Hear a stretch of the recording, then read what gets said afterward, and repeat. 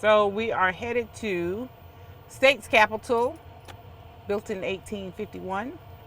And there's a statue right underneath the trees there, hidden in plain sight, that was erected in 1939 by the Alabama Medical Association. James Marion Sims. He is the most decorated surgeon in history.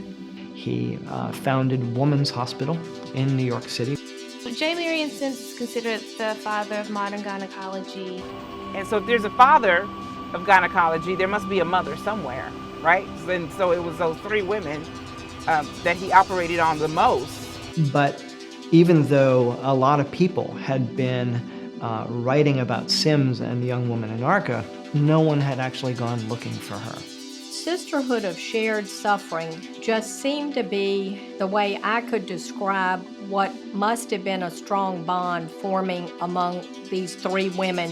I think there's so much more to the story about what enslaved African women have contributed to science and medicine. And he felt that the African American had a much higher tolerance of pain. I think it shows the strength of women, of enslaved African women. All of the history ought to be told, and all of the history is not being told. You know, we used to telling this one part of the history. You know, history is so one-sided, it's a shame. So we can't erase history, and we shouldn't try to erase history. We should learn from history. I don't know how he would have felt about people putting statues up to him.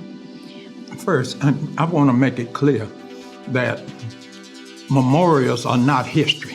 If you don't tend to your history, it crumbles, it falls apart.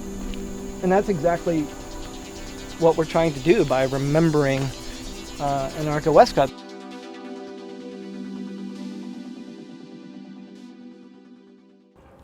Right here in the heart of Dixie, cradle of the Confederacy,